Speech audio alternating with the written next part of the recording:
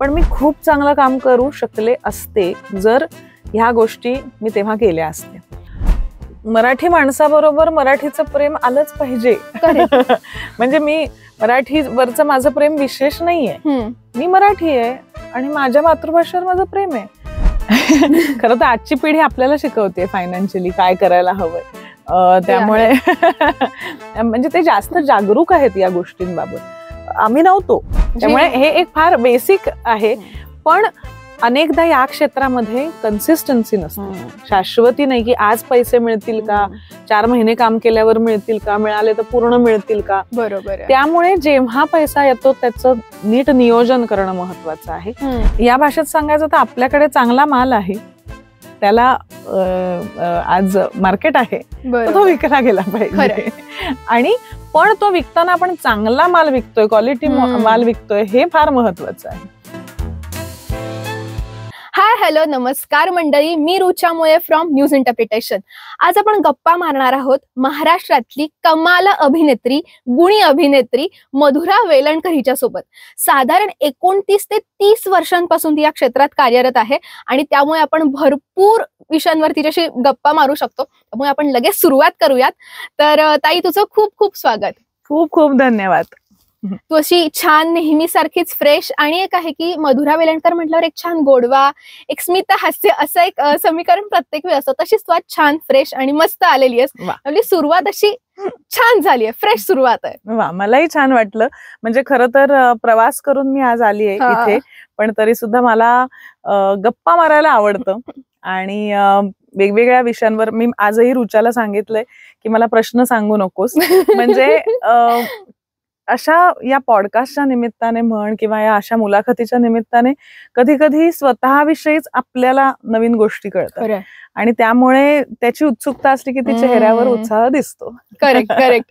मी आता जसं मगाशी म्हणाले की 29-30 वर्षांपासून तू या फील्डमध्ये आहेस, तर 29 वर्षांपूर्वी जेव्हा पहिल्यांदा कॅमेरा फेस केला की आता चला सुरू, तेव्हाची मधुराताई आणि आजची मधुराताई याच्यामध्ये काय फरक आहे? अर्थात खूपच फरक आहे.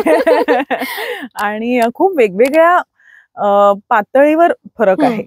म्हणजे मुळात 29 वर्ष मला आता होतील, पण काम मी खूप लहानपणापासून करते.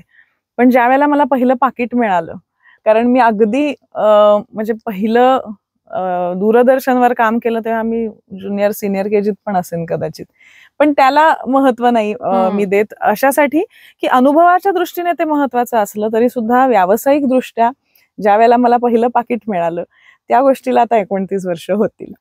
परंतु त्यावेळचं वातावरण आणि आताचं वातावरण ह्याच्यामध्ये म्हणतो तसं जमीन आसमानाचा फरक आहे. आणि मी म्हंटल तसं की वेगवेगळ्या पातळीवर तर माझी काम करण्याची पद्धत, माझी समजण्याची पद्धत, माझ्या आजूबाजूचं वातावरण त्यावेळेला नवीन होतं आणि आता ते ओळखीचं असलं तरी त्यात नाविन्य आहे. तर ह्या सगळ्या पातळींवर खूप बदल झालेले आहेत. मी ज्या वेळेला आले त्यावेळेला मोबाईल्स नव्हते. मी ज्या वेळेला आले त्यावेळेला सोशल मीडिया नव्हता, म्हणजे फेसबुकही नव्हतं. एवढं ऍक्टिव्हली काही खरं नव्हतं. म्हणजे मला आठवतंय पहिल्यांदा काहीतरी ती एक ऑर्कुट का काहीतरी अशी साईट होती ज्याच्यावर पहिल्यांदा फॅन क्लब सुरू झाले आणि तेव्हा मी बऱ्यापैकी मेन स्ट्रीम सगळं काम करत असल्यामुळे सगळ्यात जास्त फॅन क्लब माझे होते त्यावेळेला. सो ही आठवण आहे मला. पण अगदी म्हणजे ह्या सगळ्या गोष्टींची ना सुरुवात होती. मार्केटिंग म्हणजे काय तर पेपरमध्ये लिहून येणं, आणि त्यावेळेला अशा मुलाखतींचे कार्यक्रमही फार व्हायचे नाही किंवा झाले जरी तरी त्यावेळेला खूप काय म्हणे आपण खूप अनुभवी आणि ज्येष्ठ अशा कलाकारांचे ठराविक तुला मुलाखती पाहायला मिळायच्या. असं आजकाल नवीन मुलांच्याही मुलाखती होतात, नवीन पिढीला काय वाटतं यावरही चर्चा होते, तसं त्यावेळेला व्हायचं नाही. पेपरमध्ये काय छापून येतंय. त्यामुळे आता मला तुझ्याशी बोलता बोलता आठवलं की माझ्याकडे सगळ्या फाईल्स आहेत. तुझ्याकडे ती कात्रण आहेत का तेव्हाची? खूप म्हणजे, आणि मी असं त्या साईजच्या फाईल्स आहेत की छोटी कात्रण, आणि मी ते आपला कार्ड पेपर असतो ना त्याच्यावर लावून ती चिकटवून डेट बीट अगदी नाही लिहिलेली आहे, कारण खरंच त्यावेळेला खूप यायचं. म्हणजे एक तर माझी फाईल आहे की ज्याच्यामध्ये फक्त मासिकांची मुखपृष्ठ आहेत. अरे वा. कारण तेवढ्या मासिकांवर चेहरे आले होते त्यावेळेला. सो ती अख्खी फाईल फक्त मुखपृष्ठांची आहे, म्हणजे त्यामुळे त्या साईजची आहे. मग कधी कधी पूर्ण पेपरभर जेव्हा येते बातमी किंवा एक असा अख्खा फोटो वगैरे यायचा, मग तो अख्खा पेपरचा साईज म्हणून मी तेवढी पण एक फाईल घेतलेली की त्या फाईलमध्ये पण गोष्टी लावल्यात. आणि माझ्याच नाही, मला एक ती सवय आहे, त्यामुळे माझ्या बाबांची किंवा माझ्या बहिणीची, आईची कात्रणं असतील किंवा अगदी लग्नानंतर नवरा आणि सासरे, सगळी मी जपून ठेवते. अगदी विचारशील तर करोना काळानंतर पेपरची कटिंग्स कापणं आणि ठेवणं कमी झालंय. त्याच्यानंतर आजकाल फोटो क्वालिटी चांगली येते, डिजिटल पेपर पण येतो, त्यामुळे त्यांचा हे छान असतो, मग ते सेव्ह केलं जातं. पण कात्रणं आता फार कमी कापली जातात. बरोबर. तुम्ही म्हटलं तसं की त्या काळामध्ये आणि आजच्या काळामध्ये हा सगळ्यात महत्वाचा बदल मी हा समजेन. आणि त्याचबरोबर त्यावेळेला काम करताना आम्ही मधला जो वेळ असतो, नाटक नाही परंतु टेलिव्हिजन म्हण किंवा सिनेमा, याच्यामध्ये तुम्हाला 2 शॉट्सच्या मध्ये वेळ भरपूर असतो, कारण लाइटिंग अख्खं चेंज होतं, तुम्हाला कॉस्ट्युम चेंज करायचं असतं, सीन पाठ करता किंवा काही भरपूर वेळ असतो. तर त्या वेळामध्ये पूर्वी हा अनुभव म्हणजे माझ्या बरोबर खूप जण सांगतील की आम्ही गप्पा मारायचो, आम्ही किस्से सांगायचो किंवा वाद व्हायचे, सुसंवादही असायचे पण वादही व्हायचे, किंवा पत्ते खेळायचो, पुस्तकं वाचायचो. म्हणजे तो काळ सुद्धा जो मधला वेळ असतो ना, तो सुद्धा खूप मजेत जायचा आणि तो खूप एनरिच करणारा काळ असायचा. आता तो एक बदल मला जाणवतो की व्हॅनिटी व्हॅन्स असतात, सगळे आपापल्या व्हॅनिटी व्हॅन मध्ये जातात, आपलं झालं की आपल्या आणि सगळ्यांच्या हातात फोन असतात. आणि म्हणजे इथून इथे सुद्धा आम्ही पाठवलंय बघा.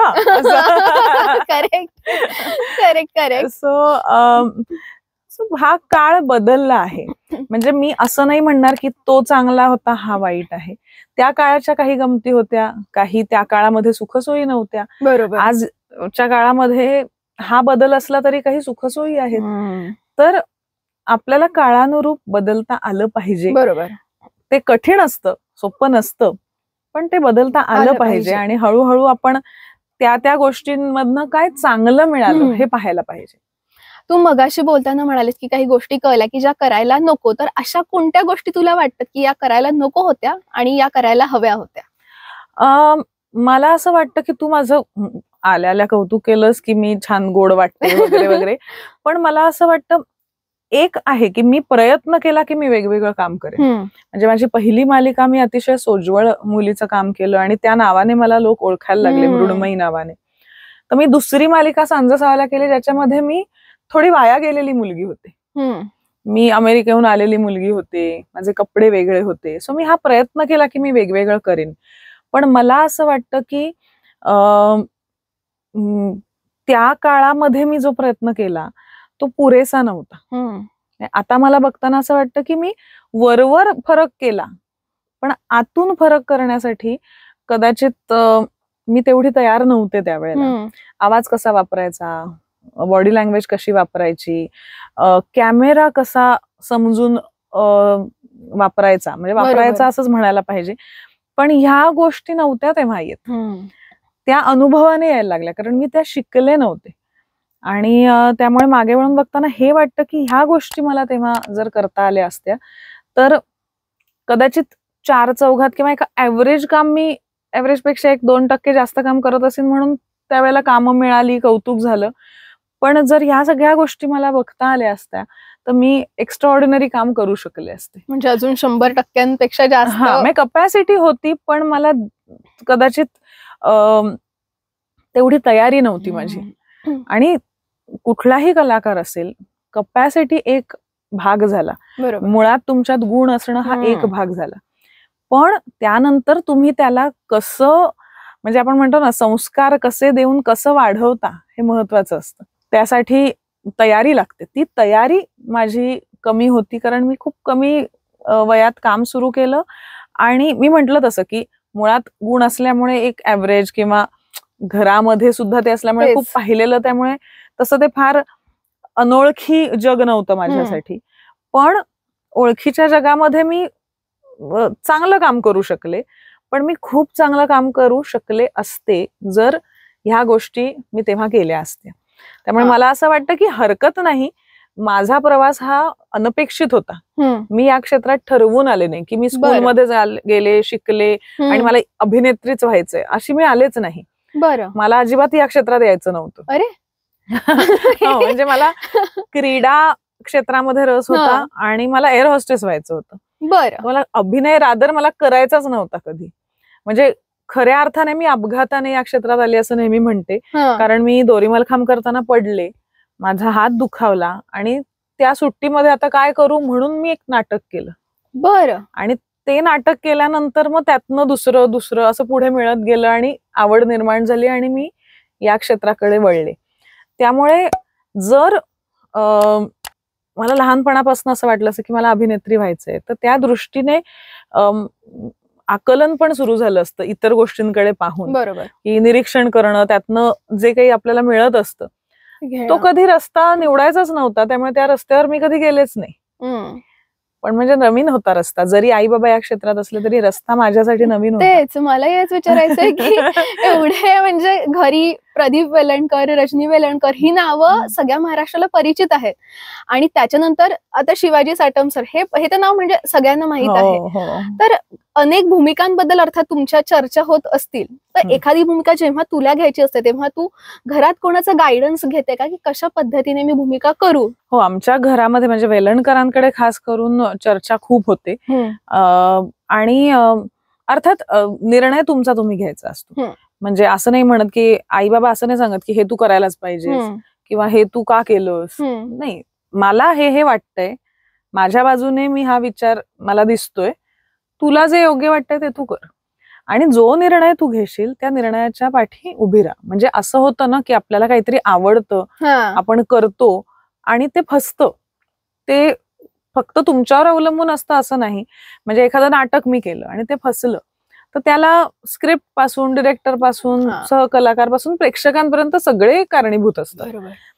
पण त्याच्या पाठी की नाही, मी का केलं होतं हे नाटक, मला आवडलं म्हणून केलं, मी माझे 100% दिले, ते चाललं नाही, हा पुढचा मुद्दा आहे.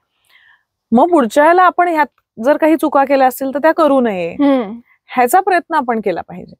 तर ह्या सगळ्या गोष्टी चर्चेअंती सुद्धा ठरायच्या. पण त्याही पेक्षा मला असं वाटतं की लहानपणापासून आम्ही हे पाहिलंय की घरात आई काही करणार असेल, बाबा काय करणार असतील, तर ते आपापसात चर्चा करायचे. बरोबर. आणि दुसरी गोष्ट, नोकरी सांभाळून काम केल्यामुळे त्यांनी नेहमी मनाला आवडेल ते काम केलं.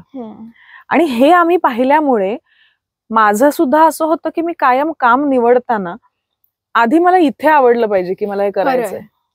म्हणजे कधी कधी असं होतं की ऐकल्यावर सॉलिड रोल आहे पण मला नाही आवडला. म्हणजे अनेक मध्यवर्ती भूमिका मी नाही केल्या कारण मला नाही आवडल्या.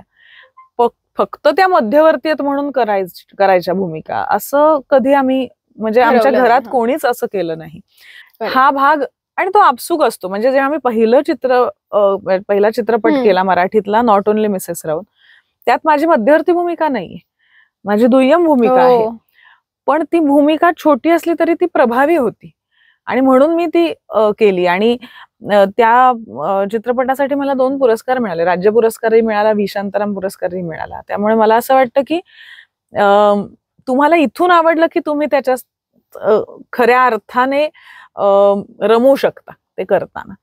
आणि अर्थात काही वेळेला व्यावसायिक दृष्टिकोनही महत्वाचा असतो की तुम्हाला किती पैसे मिळतायत, किती वेळ तुम्ही देताय.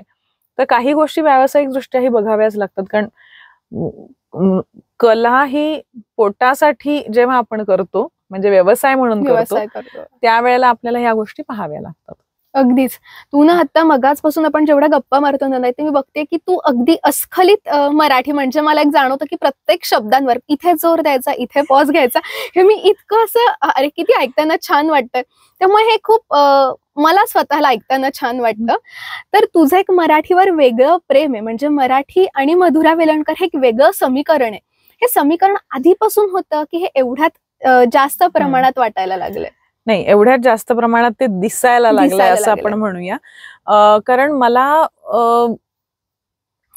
मी मराठीच आहे मुलगी. म्हणजे खरं तर मराठी माणसाबरोबर मराठीचं प्रेम आलंच पाहिजे. म्हणजे मी मराठीवरचं माझं प्रेम विशेष नाहीये. मी मराठी आहे आणि माझ्या मातृभाषेवर माझं प्रेम आहे, हे प्रत्येकानेच म्हटलं पाहिजे असं मला वाटतं. त्यात काही म्हणजे वेगळेपणा काहीच नाहीये. आणि मी याही विचारांची आहे की जेवढं मराठीवर माझं प्रेम आहे तसं माझं इतर भाषांवर द्वेष नाहीये. मला इतर भाषा सुद्धा आवडतात. म्हणजे कधी कधी मला असंही वाटतं की काही गोष्टी इंग्रजीतनं सांगितल्या की त्या सॉफ्ट किंवा छान वाटतात, मराठीतनं कधी कधी त्या फार कृत्रिम आणि खूप काय म्हणूया आपण असं कठोर वाटतात. कठोर म्हणजे असं कोणीतरी ओरडल्यासारखं किंवा कोणीतरी आपल्याला शिस्त लावल्यासारखं. पण आपल्याला ऍक्च्युली म्हणायचं तसं नसतं, पण त्या शब्दाचं वजनच इतकं असतं की काही काही वेळेला तो शब्द वापरला तर ते खूप असं अंगावर येतं. तर त्यापेक्षा एखादा इंग्रजी शब्द वापरा असं वाटलं तर काय हरकत नाहीये. त्यामुळे मी या विचारांची नाहीये की मराठीचा झेंडा उंच म्हणजे बाकी भाषा बोलायच्या नाहीत. मला हिंदी भाषा प्रचंड आवडते, मला उर्दू प्रचंड आवडते, मी जर्मन शिकलेली आहे, मला जर्मन आवडते. त्यामुळे भाषा हे व्यक्त होण्याचं माध्यम आहे. बरोबर. आणि मला व्यक्त व्हायला आवडतं. आणि तुला गंमत म्हणून सांगते की मी आत्ता एक अभ्यास जो करते आहे तो अभ्यास शब्दाशिवायची जी भाषा असते आपली, म्हणजे आपली देहबोली, या नॉन व्हर्बल कम्युनिकेशनचा मी अभ्यास करते. बरं. म्हणजे जरी या भाषा मला आवडत असतील, त्या भाषांचा म्हणजे मराठीचा प्रचार आणि प्रसारासाठी मी काम करत असले तरी मुळात अभ्यास करते तो नॉन व्हर्बल कम्युनिकेशन, म्हणजे ज्याच्यामध्ये शब्द नाही अशी भाषा, तो शिकण्याचा मी प्रयत्न करते. त्यामुळे मला असं वाटतं की भाषा या गोष्टीकडे तुम्ही कसं पाहता हे महत्वाचं. एक्झॅक्टली. दुसरी गोष्ट, आपल्या आईवर आपलं प्रेम असतं. खरं. आणि मी म्हंटल तसं की आपल्या आईवर जसं आपलं प्रेम असतं तसं दुसऱ्याचं तो वेगळा मावशीवरही आहे असं म्हणूया. नाही, मावशी नाही, पण त्या म्हणजे आता समज इंग्रजी आहे आपण म्हणूया, तर इंग्रजी मुलांसाठी इंग्रजी ही त्यांची आई आहे ना. मग आपल्या आईचा आपल्याला गौरव करायचा असेल तर आपण दुसऱ्याच्या आईचा अपमान नाही करू शकत. त्यामुळे मला असं वाटतं की त्यांचाही मान राखणं गरजेचं आहे, आपलाही मान राखणं गरजेचं आहे. शिवाय म्हणजे विवा शिरवाडकर म्हणाले होते तसं की उलट अशा वेगवेगळ्या भाषांमुळे आपल्याकडे ज्ञानच येतं, अधिक ज्ञान आपल्यापर्यंत पोहोचतं. तर ते माध्यम आहे आणि ते प्रवाही माध्यम आहे, ते एका जागी साचणारं माध्यम नाहीये. भाषा अशी साचीव नसते, ती प्रवाही असते. मग ती वेगवेगळ्या गोष्टींची मदत घेऊन, वेगवेगळ्या भाषांमधले काही चांगले शब्द घेऊन पुढे जात असते. आणि त्याच्यातच त्याची गंमत आहे, त्याच्यातच त्याचं सौंदर्य आहे. त्यामुळे मराठी चा प्रचार प्रसार हे जरी कुठेतरी ध्येय असलं तरी ह्याचा अर्थ एकतर पहिली गोष्ट म्हणजे इतर भाषांचा द्वेष नाही. बरोबर. दुसरी गोष्ट मला असं वाटतं की आपल्या मातृभाषेवर आपलं प्रेम असलं पाहिजे. आपल्या मातृभाषेतून आपण जास्त चांगले व्यक्त होतो. आणि त्याचबरोबर मला असंही वाटतं की व्यवहाराची भाषा वेगळी असेल, तुम्ही जगात कुठेही गेलं तरी तुम्हाला सर्व्हाइव्ह होता आलं पाहिजे. म्हणजे मला हे जाणवलंय माझ्या बाबतीत की माझं मराठी छान आहे, पण माझं हिंदी चांगलं नव्हतं लहानपणी. बरं. माझं इंग्लिश चांगलं नव्हतं, कारण मला तर 5वीत ABCD मी शिकली. त्यामुळे मी पहिलं पिक्चर केलं 12वीत, जजंतरम ममंतरम, 12वी-13वी या काळामध्ये. तेव्हा हिंदी चित्रपट मी केलं पहिलं. आणि त्या चित्रपटामध्ये हिंदी भाषिक होते सगळे, ते इंग्रजी आणि हिंदी बोलायचे. मला बोलता नाही यायचं, मी लहान होते, मला कळायचं नाही कसं. त्यात मी लाजरी बुजरी होते प्रचंड. त्यामुळे मला तिथे कम्फर्टेबल नाही वाटलं. बरं. आणि म्हणून जाऊ दे, हिंदीपेक्षा आपण मराठीत बरं, सोपं, कारण आपल्याला भाषा येते मुळात आणि इथे सोपं जाईल म्हणून खरं तर मराठीवर जास्त नकळत का होईना लक्ष केंद्रित केलं गेलं. पण कदाचित माझा पहिला हिंदी चित्रपट आल्यानंतर मी जर तेवढी त्यावेळेला स्मार्ट असते, त्यावेळेला जर मी तेवढी स्मार्टनेस आणि काय म्हणूया आपण स्टाईलने जर मी ते सगळं अवगत करू शकले असते तर मी आज अनेक हिंदी चित्रपटातही काम करू शकले असते. पण मला वाटतं नक्कीच दिसशील तू, म्हणजे मला त्याच्यामध्ये काही वाद नाही असं नाही. पण मला असं वाटलं त्यावेळेला की मला इच्छा होती पण मी घाबरले. अनेकदा असं होतं की आपल्याला न्यूनगंड निर्माण होतो की आपल्याला हे जमेल का. आजची पिढी आहे तर ती सांगत नाही मराठी आडनावं की मराठी आहे कळलं तर लोक कशा याने बघतील. या अशा पिढीला इंग्रजीमध्ये किंवा हिंदीमध्ये किंवा इतर भाषांमध्ये जाऊ दे ना पुढे. म्हणजे मी तर या मताची आहे की त्यांना त्या भाषा येऊ देत. आणि म्हणून मी माझ्या मुलालाही इंग्रजी माध्यमातच घातलेलं आहे.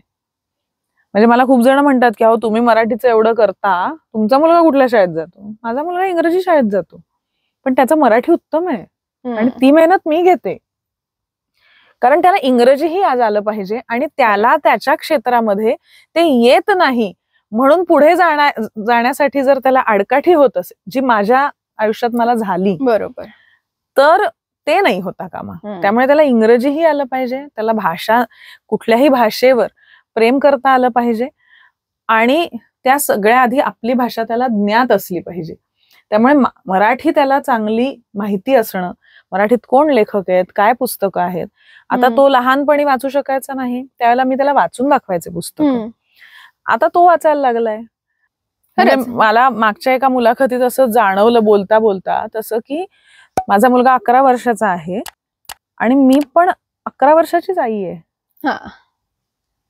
अगदी. म्हणजे आता 29 वर्ष काम केलंय, माझं वय 40च्या पुढचं आहे म्हणून मी माझा अनुभव तेवढा नाही. आई म्हणून मी पण 11 वर्षाची. त्यामुळे मी जेवढं त्याला शिकवते तेवढंच तोही मला शिकवतो.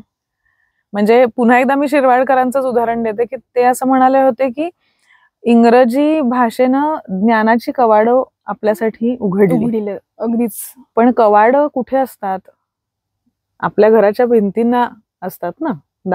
घराच्या भिंती मजबूत करणं हे आपलं काम आहे. वा. म्हणजे मातृभाषा आली पाहिजे, समजली पाहिजे, कळली पाहिजे आणि त्याचा इतिहास म्हणजे त्याची श्रीमंती आपल्याला माहिती असली पाहिजे. आपल्याला उद्या व्यक्त व्हायची वेळ आली तर या भाषांमध्ये व्यक्त होता आलं पाहिजे. पण उद्या आत्ताच्या व्यवहारात बाहेर काम करताना मला माहित नाही ना कुठल्या क्षेत्रात तो जाणार आहे. कदाचित त्याचं क्षेत्र असेल की त्याला इंग्रजीची गरजही लागणार नाही, कदाचित असं क्षेत्र असेल की त्याला खूप इंग्रजीची गरज लागेल. पण जेव्हा तो घरी येईल आणि पुस्तक उघडेल तेव्हा त्याने मराठी उघडावं.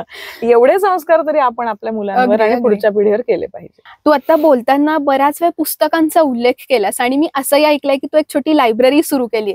तर ही लायब्ररी कॉन्सेप्ट कशी काय सुचली, पहिला प्रश्न. आणि त्यालाच जोडून असा की असं कोणतं पुस्तक आहे की जे तुला वारंवार वाचायला आवडतं. म्हणजे एखादं असतं आपलं यार किती वेळा वाचलं ना तरी छान आहे, मला मजा येते आणि त्याचा आपल्या आयुष्यावर कुठे ना कुठे थोडा जास्त कसाही परिणाम झालेला असतो. तर असं पुस्तक कोणतं आहे? आता म्हणजे मगाशी मी म्हंटल ना की माणूस घडत जातो आणि तसं त्याचं आयुष्य किंवा त्याचा दृष्टिकोन बदलत जातो. जसं लहानपणी मला क्रीडा क्षेत्रात इतका रस होता की मी कधीही पुस्तक घेऊन वाचायला बसले नाही. मला कधीही पुस्तक वाचायला आवडायचं नाही. मधुरव बोरुते ब्लॉग हा मी मराठी भाषेवरचा कार्यक्रम करते, पण त्याच्या आधी मधुरव नावाचं माझं पुस्तक आलं, ज्याचा म्हणजे त्या दोन वेगळ्या गोष्टी आहेत. पण मधुरव हे पुस्तक मी लिहिलंय आणि जर ते तुम्ही वाचलं तर त्याच्यामध्ये मी एक लेख लिहिलाय वाचो वास्की नावाचा. त्यात माझ्या वाचनाचा प्रवास मी लिहिलाय. तर मला अजिबात वाचायला आवडायचं नाही आणि मला त्याचा असा खेद कधी वाटला नाही. पण नाही आवडत मला वाचायला, मला खेळायला आवडतं, इतकं साधं होतं ते. पण ज्या वेळेला या क्षेत्रात आले तेव्हा स्क्रिप्ट वाचताना मग ते कोणी लिहिलंय, मग ते लेखक कोण आहे, त्यांचं आपल्याला इतर काही माहितीये का, किंवा आजूबाजूचे कलाकार वाचायचे तेव्हा अरे आपण वाचलं नाही आता ते सगळे वाचतात तर आपण पण काहीतरी वाचूया, अशी खरं तर माझ्या वाचनाला सुरुवात झाली. बरं. आणि मला त्यावेळेला लायब्ररीज नव्हत्या का तर होत्या, म्हणजे लायब्ररी अवेलेबल होती, पण माझा छंद नव्हता, माझी आवड नव्हती. पण जेव्हा मी काम करायला लागले आणि त्याही पलीकडे जाऊन ज्या वेळेला मी मुलांना शिकवायला लागले, मी नाट्य शिबिरं घेते, तेव्हा माझ्या असं लक्षात आलं की जर मुलांना शिकवायचं असेल तर त्यांनी एखादा प्रश्न विचारला मला तर माझ्याकडे त्याचं उत्तर पाहिजे. बरोबर. आणि मी जेव्हा त्यांना म्हणते की तुम्ही वाचा तेव्हा मी किती वाचलंय हे इम्पॉर्टंट आहे. खरंय. आणि मी नाही वाचलंय तेवढं, म्हणून त्या लाजे खातर मी वाचायला सुरुवात केली खरं सांगायचं तर. आणि मग मी हळूहळू त्याच्यात रमायला लागले, कारण त्यातनं काय घ्यायचं हे मला कळायला लागलं त्यावेळेला. पुस्तक वाचनातनं आपल्याला काय मिळतं ही जाणीव तेव्हा मला व्हायला लागली. आणि मग आता मी MA केलं मराठीमध्ये लॉकडाऊन मध्ये. तर सेम मी पण इतकं रिलेट झालं की लॉकडाऊन मध्ये MA. सो त्यावेळेला असं लक्षात आलं की मला मराठी आवडतं, मी मराठीत काम करते, त्या भाषेत मी माझा व्यवसाय करते आणि त्या भाषेविषयीच मला फारशी माहिती नाही. बरोबर. आणि ती पाठ्यपुस्तकातनं मिळते, पण आपण अगदी काय म्हणूया सहज काही मी 10 पुस्तकं वाचली तर मला नाही कळत तेवढी माहिती, आणि पाठ्यपुस्तकातही ती तेवढीच कळते. तर मग तेव्हा मला असं वाटलं की ही माहिती लोकांपर्यंत पोहोचायला पाहिजे, आणि ती जर करमणुकीच्या माध्यमातून पोहोचली तर त्यांना ती आवडेल. म्हणून मधुरव बोरुते ब्लॉग हे नाटक मी सुरू केलं. आता असंही आहे की या काळामध्ये ज्या मित्रमैत्रिणींशी संबंध आला, म्हणजे मी असं म्हणेन की या क्षेत्रामधले सुद्धा आहेत काही जण की आता जे भरपूर वाचतात, पण त्या व्यतिरिक्त पण आपलं एक जग असतं. शेजारी पाजारी असतात, शाळेतले मित्रमैत्रिणी असतात, काही वेगळ्या पद्धतीने जोडले जातात. आम्ही जेव्हा जेव्हा चर्चेला बसतो त्यावेळेला आम्ही 3 तास बसलो असतो तर त्यातला आम्ही 2.5 तास पुस्तकांविषयी बोलतो. तर इतकं हे झालं. आणि तिचाही मुलगा वाचतो, माझ्याही मुलाला अभिजित आणि मी आम्ही वाचायला लावतोच, म्हणजे लावायचोच. अजून एक पटकन आठवलं म्हणून सांगते की ऑनलाईन मी एक कार्यक्रम केला होता मधुरव नावानेच लॉकडाऊन मध्ये. त्यावेळेला मी तथाकथित लेखक नाहीयेत अशा समाजातील इतर, म्हणजे त्यांचं क्षेत्र वेगळं आहे पण त्यांना लिखाण करायला आवडतं किंवा लेखनातून व्यक्त होतात, अशा 100 जणांचं लिखाण मी युट्यूबवर आणि फेसबुकवर सादर केलं होतं. ते कविता पाठवायचे, मी ती म्हणायचे, त्यांना ऑनलाईन घेऊन यायचे. असा एक कार्यक्रम मी केला होता, तो सुद्धा तुम्ही बघू शकता माझ्या चॅनलवर. पण माझ्या या 100 जणांमध्ये 12 ते 90 हा वयोगट होता, आणि जगभरातनं 500 जणांनी लिखाण पाठवलं, त्यातलं मी 100 जणांचं वाचलं. सो माणसं लिहितायत, माणसं वाचतायत, त्यांना जोडलं तर त्याचा एकत्रित परिणाम मोठा होईल, हे महत्वाचं आहे. आणि मग त्यातनं असं लक्षात आलं की ह्या सगळ्या मुलांना जर आपण एकत्र आणलं आणि त्यांना चांगली पुस्तकं दिली तर त्यांची वाचन संस्कृती, त्या निमित्ताने ते काहीतरी लिहितील आणि एक ऍक्टिव्हिटी म्हणून ते करायला लागतील आणि त्यांना सवय लागेल. बरोबर. तर त्या दृष्टीने माझी ती मैत्रीण आणि मी अशी आम्ही सोसायटीत लायब्ररी सुरू केली आमच्या. एक दिवस तिच्या घरी, एक दिवस माझ्या घरी, आणि आमच्याच घरी, आता माझ्याच घरी 200 पुस्तकं आहेत, तिच्या घरी 200 पुस्तकं आहेत. सो मुलांना खूप, आणि मुलांची साधारण वयोगट 5 ते आता 13-14 हा वयोगट आहे. तर एवढी पुस्तकं आहेत. आम्ही त्यांना एक 50 रुपये फी ठेवली आहे महिन्याची, की त्यांना कळलं पाहिजे. म्हणजे 50 रुपये आम्हाला एवढ्या जणांचे जमले तर आम्ही त्यातनं नवीन पुस्तकच आणतो, पण त्यांना कळलं पाहिजे की आपल्याला एखादं, म्हणजे मला खूप छान आमच्याच एका पालकांनी सांगितलं की मी म्हंटल अगे त्याचं राहिलंय ना पुस्तक, मग त्याला वाचू दे. म्हणजे नाही, वाचू द्या त्याला, पण त्याला कळलं पाहिजे की हे माझं पुस्तक नाही आणि मला परत करायचंय, तर मी एवढ्या दिवसात वाचलं पाहिजे. बरोबर आहे. म्हणजे त्याची मी काळजी घेतली पाहिजे. माझं पुस्तक मी दुमडीन, खुणा करीन, काय ते चित्र काढीन, नाही, या पुस्तकाची मला काळजी घ्यायची, मला ते पुस्तक जपायचं आहे, ते पुस्तक इतर कोणीतरी पण वाचणार आहे. तर ही सगळ्या या छोट्या छोट्या गोष्टी मुलांमध्ये पेरल्या जातात. ते फक्त ते पुस्तक नसतं तेवढ्या पुरतं, पण हे पुढे गेल्यानंतर एखादी गोष्ट आपण जपणं म्हणजे काय, एखादी गोष्ट चेरिश करणं म्हणजे काय, एखादी गोष्ट शेअर करणं म्हणजे काय, हे माझं पुस्तक आहे असं नाही, तर हे मला कोणाला तरी द्यायचं आहे, असे खूप छोटे छोटे संस्कार त्यांच्यावर होत असतात. त्यामध्ये आता हे आहे, मी मगाशी म्हटलं तसं की वेरिड मुलं आहेत, त्यामुळे काही गुजराती पण आहेत, काही इतर मुलं पण आहेत, पण त्यामुळे इंग्रजी जास्त वाचलं जातं. पण जी मराठी आहेत त्यांना सांगितलंय की 3 महिन्यातनं एक मराठी पुस्तक घ्यायचं. काही अगदी लहान आहेत, ज्यांना अजून अ ब क ड शिकतायत, त्यांच्या आई बाबा घेऊन जातात आणि मराठी पुस्तक वाचून दाखवतात. सो हा प्रयत्न आम्ही मराठी रुजवण्यासाठीही करतोय. पण माझं असं म्हणणं आहे की मुळात वाचायची सवय लागू दे. एकदा ते या वयाचे झाले की त्यांना असं वाटेल की माझी भाषा सुंदर आहे, माझी भाषा ही मी वाचली पाहिजे, तेव्हा ते आपसूक वळतील. तर त्या दृष्टीने आम्ही ही लायब्ररी सुरू केली आहे आणि छान चालली आहे. पण मग हा एक मोठा संस्कार खरं त्या निमित्ताने म्हणता येईल. पण तुझं आवडतं पुस्तक कोणतं? हा, ते राहिलं. आणि हे एकच सांगेन की ही कल्पना खरंच तुमच्या सोसायटीज मोठ्या असतील तर तुम्ही राबवा. तुमच्याकडे जागा असेल तर तुम्ही वेगळी जागाही करू शकता. आमच्याकडे ती नसल्यामुळे आम्ही आमच्या घरात करतो. मी या निमित्ताने आवाहन करीन की तुमच्याकडे अशी जर मोठी कम्युनिटी असेल तर खरंच या अशा पद्धतीचे उपक्रम करा. आता माझं आवडीचं पुस्तक, माझ्या असं जवळचं किंवा जी पहिल्या काही पुस्तकांपैकी एक तर पहिलं मी पुस्तक जे पूर्ण वाचलं, आनंदाने वाचलं आणि त्याच्यानंतर 2-3 वेळा वाचलं ते म्हणजे प्रभाकर पेंढारकरांचं रारंगढांग. मला प्रचंड ते पुस्तक आवडलं आणि सो ते माझं एक पहिलं म्हणून प्रेम आहे त्या पुस्तकावर.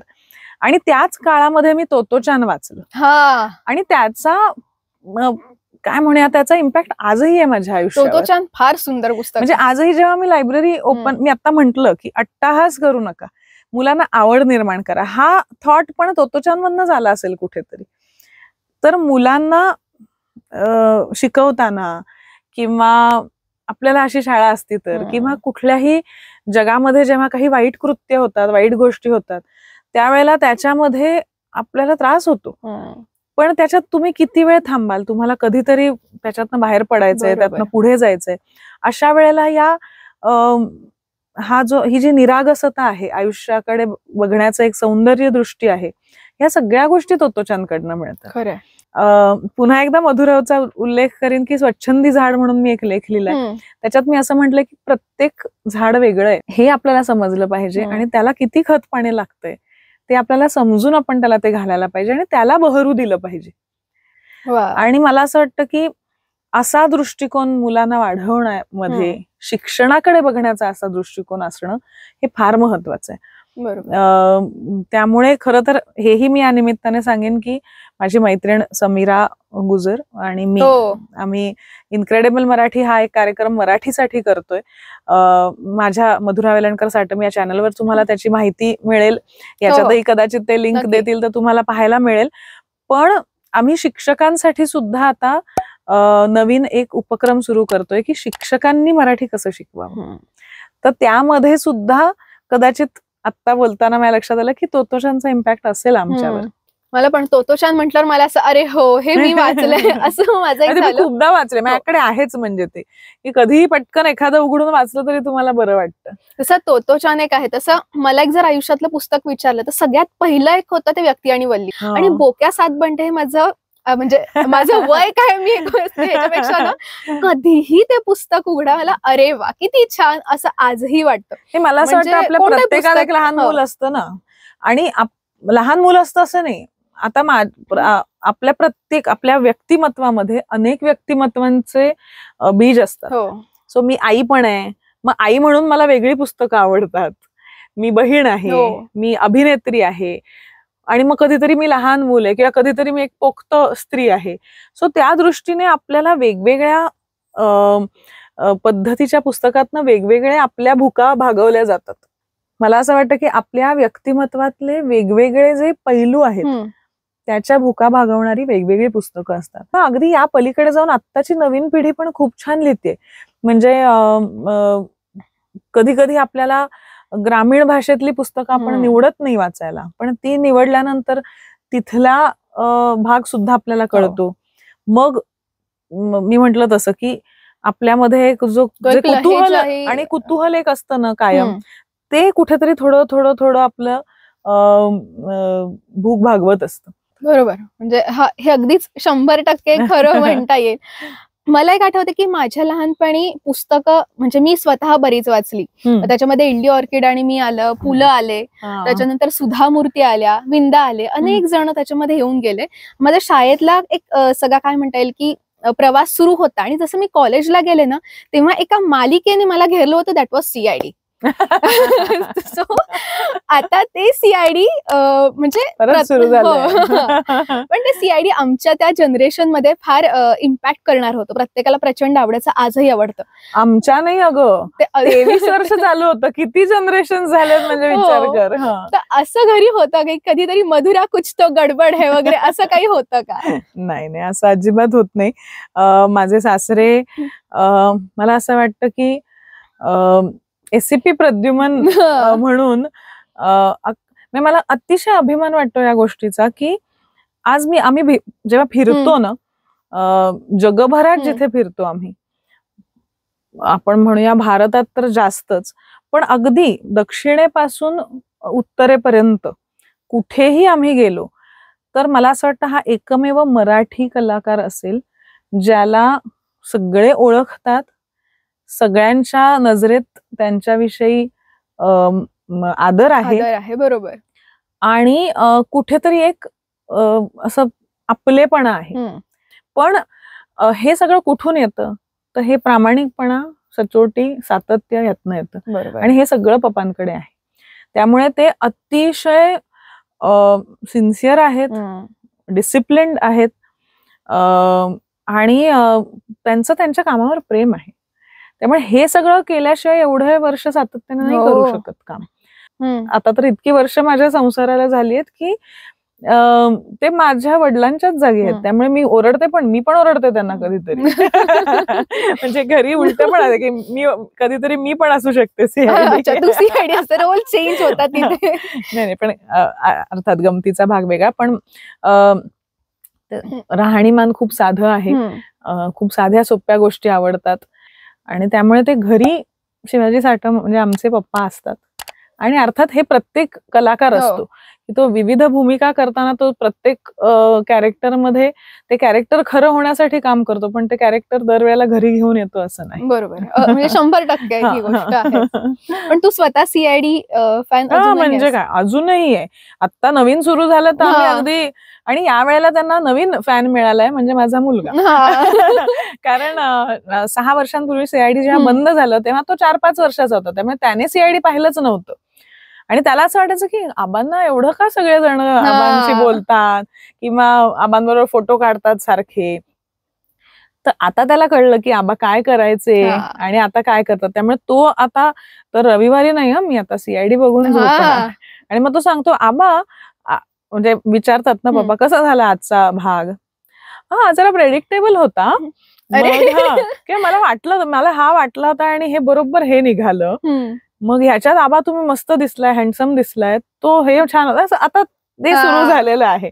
पण अतिशय अभिमान आहे आम्हाला या गोष्टीचा की आज त्यांनी ते ज्या जागी आता आहेत ते त्यांनी अतिशय प्रामाणिकपणे, कष्टाने आणि कुठेही छक्के पंजे आणि कोणाशी असं अतिशय प्रांजळपणे काम करून हे मिळवलेलं आहे. आणि हे त्यांचं यश आहे. त्यामुळे आम्ही त्याचे साक्षीदार आहोत. फक्त आम्ही त्याला जबाबदार कोणीच नाही. ते सगळं त्यांच्या एकट्याचं आहे. पण आम्ही साक्षीदार आहोत आणि असा साक्षीदार आम्हाला व्हायला मिळणं हे फार महत्वाचं आहे. नाही खरंच. आणि आम्हाला ते बघताना छान वाटतं. ते आज महाराष्ट्राचा अभिमान आहेत असं म्हटलं तरी कुठेही वावगं ठरणार नाही. अगदीच. आता यापासून एक थोडासा वेगळा प्रश्न असं मला विचारायचा आहे की अनेक कलाकार आज ना कुठल्या तरी व्यवसायात उतरतात. कुठला तरी एक छोटेखानी मोठेखानी कोणताही पद्धतीचा व्यवसाय करतात. तुला कधीतरी असं वाटलं का की आता आपण कलाकार आहोतच पण त्याचसोबत एखादा कुठला तरी व्यवसाय सुरू करावा, मग तो कोणताही असेल? अगदी खरं सांगायचं तर माझा नवरा याच व्यवसायात आहे. तो दिग्दर्शक आणि निर्माता आहे. त्यामुळे या क्षेत्राकडे बिझनेस म्हणून तो बघतोच आहे. मी फक्त माझं अभिनेत्री म्हणून काम करते, परंतु तो व्यवसाय म्हणूनच या क्षेत्राकडे त्या दृष्टीने बघतो आहे. त्यामुळे आम्ही चित्रपटांची निर्मिती केली आहे, पण ते पुन्हा या क्षेत्राशी निगडीत गोष्टी आहेत. मला असं वाटत नाही की हे सोडून आता मी एक रेस्टॉरंट काढलंय किंवा हे सोडून मी माझा एक कपड्यांचा ब्रँड केलाय असं मी करीन असं मला नाही वाटत. कारण माझा कल नाहीये अशा गोष्टींकडे. पण मी म्हंटल तसं की मी आता थिएटर वर्कशॉप्स घेते, म्हणजे नाट्य शिबिरं घेते. हा कुठेतरी व्यवसायच आहे. अर्थात मुलांना जे आम्हाला लहानपणी मिळालं ते आत्ताच्या पिढीला मिळावं हा एक म्हणजे त्यातला विचार नक्कीच आहे, पण त्याचबरोबर त्यातनं पैसे मिळणं हे गरजेचं आहे. थोडंसं विचित्र वाटू शकेल, पण या भाषेत सांगायचं तर आपल्याकडे चांगला माल आहे, त्याला आज मार्केट आहे, तर तो विकला गेला पाहिजे. आणि पण तो विकताना आपण चांगला माल विकतोय, क्वालिटी माल विकतोय, हे फार महत्वाचं आहे. आणि त्यामुळे मला असं वाटतं की नाट्य शिबिरं तर मी घेतेच, लहान मुलांचीच नाही तर मोठ्यांचीही पर्सनॅलिटी डेव्हलपमेंट शिबिरं घेते आणि नॉन व्हर्बल शिकवते, जो कॉर्पोरेट ट्रेनिंग असतात, कारण तीही महत्वाची असतात की तुम्ही काय कपडे घालता, तुम्ही तुमचे हातवारे काय आहेत, तुम्ही शेक हँड कसे करता, कसे उभे राहता. सो एक तर तुमचं नॉन व्हर्बल जे आहे ते सुधारणं आणि इतरांचं नॉन व्हर्बल वाचणं आणि त्यानुसार वागणं हे आजकाल महत्वाचं आहे. आजकाल नाही, आणि हे कुठल्याही क्षेत्रात महत्वाचं आहे. म्हणजे एखाद्या इंटरव्ह्यू साठीही महत्वाचं आहे, एखाद्या सीईओ साठीही महत्वाचं आहे, HR साठीही महत्वाचं आहे, मार्केटिंग साठीही महत्वाचं आहे. सो या सगळ्या साठी कॉर्पोरेट ट्रेनिंग सुद्धा मी करते. सो हा माझा एक काय म्हणूया आपण सब म्हणतो ना आपण शाखा आहे, पण ती कुठेतरी अभिनय किंवा देहबोली हा माझा जो एक इतक्या वर्षांचा अनुभव आणि इतक्या वर्षांचा व्यवसाय आहे त्याचीच एक शाखा म्हणू शकतो आपण. पण मी म्हटलं तसं की असा एक भलताच वेगळाच व्यवसाय मी करेन असं मला वाटत नाही, पण हा व्यवसाय मला ग्रो करायला आवडेल. आणि व्यवसाय नाही पण व्यक्त होण्याचीच माध्यमं वेगवेगळी आहेत. एक अभिनय झाला, एक मराठीवरचं नाटक दिग्दर्शन करणं, काम करणं, निर्मिती करणं हे झालं, किंवा पण त्याच दृष्टीने त्याच अंगाने मी लिहिते सुद्धा आहे. मी मधुरा हे पुस्तक लिहिलं आणि आता मी एक कादंबरी लिहिते आहे. सो ती सुद्धा माझी आवड आहे, पण त्याला एक वेगळा व्यवसाय नाही म्हणता येणार. मी म्हटलं तसं की माझ्या मूळ व्यवसायाच्याच या वेगवेगळ्या शाखा आहेत असं मी म्हणेन. बरोबर. आणि शेवटचा प्रश्न असा की या क्षेत्रात येण्यासाठी अनेक नवीन नवोदित कलाकार धडपड करत असतात आणि येताना कुठेतरी एक इथे फायनान्शियल स्टॅबिलिटी मिळेल हा विचार करून येतात. तर अशा लोकांना तू फायनान्शियल टिप काय देशील? खरं तर आजची पिढी आपल्याला शिकवते फायनान्शियली काय करायला हवंय. त्यामुळे म्हणजे ते जास्त जागरूक आहेत या गोष्टींबाबत. आम्ही नव्हतो, म्हणजे मी जेव्हा काम सुरू केलं तेव्हा मी अशी जागरूक नव्हते की हे पैसे आता साठवायचे कसे, वाढवायचे कसे. पण आजच्या पिढीला हे कळतंय. बरोबर. आणि आजकाल पूर्वी काय आला चेक की बँकेत टाकायचं एवढंच माहिती होतं. पण आता मुलांना माहितीये की किती त्याला वेगवेगळे एव्हेन्यूज आहेत की ते करू शकतात अनेक गोष्टी. पण त्यामुळे खरं तर त्यांच्या नवीन पिढीकडनं आपण शिकणं हे गरजेचं आहे असं मला आता वाटतं. पण त्यातल्या त्यात एक पारंपरिक म्हणूया आपण असा विचार मी सांगेन की मी अजूनही कुठलेही कॅश किंवा असं म्हणजे कुठलेही आपल्याकडे पैसे आले तर त्यातले थोडे पैसे बाजूला काढते डब्यामध्ये. अजूनही डब्यातच बाहेर काढते. बरं. आणि म्हणजे अगदी आपण काय भाजी आणायला गेलो आणि 500 रुपये आपण खर्च केले किंवा 550 झाले तर वरचे 50 पटकन डब्यात टाकते. बरं. असे मी साठवते आणि मग ते एकत्र झाले की ते बँकेत जाऊन मग त्याची काय FD करा किंवा काय सर्टिफिकेट काढा, काहीतरी करता येतं. ते मी एक करते. ते खूप बाळबोध वाटेल तुम्हाला. तेच आपण आता वेगळ्या पद्धतीने म्युच्युअल फंड म्हणा किंवा ह्याच्यामध्ये करतो. पण मी ह्यातनं सांगायचा मुद्दा एवढाच आहे की तुम्ही जे काही कमवाल त्यातले 10% हे नक्कीच तुमचे साठवण्यामध्ये आणि वाढवण्यामध्ये गेले पाहिजेत. आणि जर तुम्ही खूप कमवत असाल, तुम्हाला पुरेसं कमवत असाल आणि उरत असतील तर 10% हे समाजाला गेले पाहिजेत. हा जर तुम्ही म्हणजे जेव्हा आपल्याला मिळतं ना तेव्हा आपण द्यायला पण शिकलं पाहिजे आणि आपल्याला जे मिळतं ते वाढवायलाही शिकलं पाहिजे. त्यामुळे हे एक फार बेसिक आहे.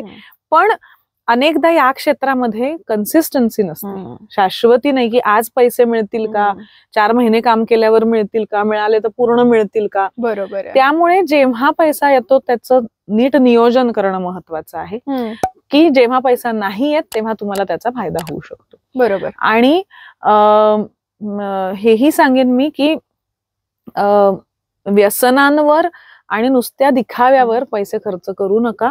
शेवटी आतमध्ये काय आहे, म्हणजे पॅकेजिंग महत्वाचंच आहे, मार्केटिंग पॅकेजिंग महत्वाचं आहे, कारण तरच माणूस विकत घेणार आहे. पण विकत घेतल्यावर आत काही नसेल तर तो परत नाही विकत घेणार आहे. त्यामुळे आतली गोष्ट जपणं जास्त महत्वाचं आहे. एक वेळ तुमचं पॅकेजिंग पुढे मागे झालं तरी चालेल. जी मंडळी नव्याने येतात, प्रलोभनं खूप असतात, ग्लॅमर खूप असतं, तर अनेकदा असं होतं की त्याच्या मागे जाऊया ना, करूया ना. पण हे पण करायला पाहिजे, मजाही करायला पाहिजे, पण त्याचं नियोजन, म्हणून मी म्हंटल 2 रुपयाचं जे सांगितलं की त्याचं नियोजन उत्तम ठेवा. आणि जो इन्व्हेस्टमेंट ही पैशाचीच नसते, इतर गोष्टींचीही असते. तर पैशाबरोबर इतर गोष्टींचीही इन्व्हेस्टमेंट इम्पॉर्टंट आहे. आणि मेन म्हणजे प्रलोभनांपासून तुम्ही दूर राहा. मला वाटतं हे जे सगळं सांगितलं ना, एक पॅकेज तू दिलेलं आहे लोकांना की नाही. आणि एक फक्त सांगते की अनेकदा कलाकार वृत्ती असते ना, त्यांची येतील पैसे, किंवा अनेकदा असं असतं की आलेत कुठे गेलेत माहित नाही. तर व्यावहारिक राहणं पण गरजेचं आहे. जर तुम्हाला टिकायचं असेल तर टॅलेंट बरोबर व्यावहारिक राहणं हेही तेवढंच गरजेचं आहे. त्यामुळे असं काही वाटून घेऊ नका की कसे पैसे मागू, किंवा असं काही वाटून घेऊ नका की मी आता कसे खर्च करू, मी कोणाला विचारू, कोण मला ओळखत असेल त्यांना मी बिंदास जायचं. आजकाल भरपूर लोक असतात तुम्हाला गाईड करायला, बँक असते, इन्व्हेस्टिंग प्लॅन्स असतात. बिंदास जायचं, लोकांना विचारायचं आणि भरपूर पैसे कमवा, भरपूर साठवा, वाढवा आणि योग्य ठिकाणी योग्य तेवढे खर्च करा आणि धमाल करा. नाही, पण ही खूप महत्वाची गोष्ट तू याच्यामध्ये सांगितलीस. आणि ओव्हरऑलच या पॉडकास्टमध्ये आज प्रेक्षकांना जितकं शिकायला मिळालं ना, त्यापेक्षा जास्त मला वाटतं की माझी कुठेतरी ग्रोथ झाली आहे आणि मला खूप काहीतरी नवीन गोष्टी शिकायला मिळाल्यात. म्हणजे आता ही जी सगळ्या पुस्तकांची नावं ऐकताना मला अनेक पुस्तकं डोळ्यांसमोरून गेली, किंवा आता हे वाचवायचंय तर मी डब्यात नाही पण माझ्या छोट्या पर्समध्ये मी पण काढून ठेवते की पैसे ते सुद्धा असंच वाढतात ना, हे कुठेतरी मला रिलेट होणार होत. आणि तुला ताई पुढच्या प्रवासासाठी प्रचंड आणि खूप खूप शुभेच्छा. म्हणजे तुला खूप मोठं झालेलं असं बघायला आवडेल याच्यामध्ये. थँक्यू. आणि रुचा, मलाही मजा आली तुझ्या बरोबर गप्पा मारायला. मी पण आज थोडी का होईना वेगळी उत्तरं वेगळ्या पद्धतीने मला सुचली. आणि तुम्हाला कोणाला दिसत नाही, पण इथे मागे सुद्धा आमचा एक माणूस बसलाय जो आम्हाला शूट करतोय. आणि कशी गंमत असते बघा की मी उत्तर देताना तो पण माना डोलावतोय मग असं, हा पण बरोबर आहे, हे बरोबर आहे. आणि मला ते दिसत असतं कुठेतरी, तर त्यानेही छान वाटतं की तो ऐकतोय, तो नुसतं बघत नाहीये, तो ऐकतोय. आणि आजकाल जेवढं ऐकायला पाहिजे तेवढं आपण ऐकत नाही. त्यामुळे ऐकणं फार गरजेचं असतं आणि बोलणंही अर्थात गरजेचं असतं, पण त्याचबरोबर ऐकणं महत्वाचं असतं. आणि त्यामुळे इतके छान कान आज मला लाभले, त्याबद्दल तुमचं पण मनापासून आभार मानते. आणि सगळ्या रसिक प्रेक्षकांना विनंती करते की मुलाखत ऐकताना सुद्धा ना, प्रेक्षक म्हणून तुम्ही सुद्धा काही जबाबदारी पाळली पाहिजेत. नुसत्या एका वाक्यावर तुम्ही अख्ख्या वेगवेगळे आराखडे बांधून त्याच्यावर व्यक्त होताना थोडंसं सगळ्या बाजूने विचार करून व्यक्त होणं फार गरजेचं असतं. नक्कीच नक्कीच. आणि मलाही वाटतं की प्रेक्षक तुझं सगळं बोलणं आज नक्की मनावर घेतील, कारण ते खूप छान आणि व्यवस्थित योग्य शब्दात मांडलेलं आहे. ह्या सगळ्या गप्पा आमच्या रंगल्या शिवाय स्टुडिओमध्ये, सांगवीमध्ये हा स्टुडिओ आहे. इथे उत्तम अँबियन्स आहे. तुम्हाला कधी कोणतं पॉडकास्ट शूट करायचं असेल, रेकॉर्डिंग करायचं असेल तर अगदी आवर्जून या, अगदी आवर्जून व्हिजिट करा. आणि मला खरंच आशा आहे की तुम्हाला एपिसोड नक्की आवडेल, खूप जास्त आवडेल. त्यामुळे तुमच्या प्रतिक्रिया येऊ द्या आणि आमचं न्यूज इंटरप्रिटेशन चॅनल सबस्क्राईब करा. Thank you so much.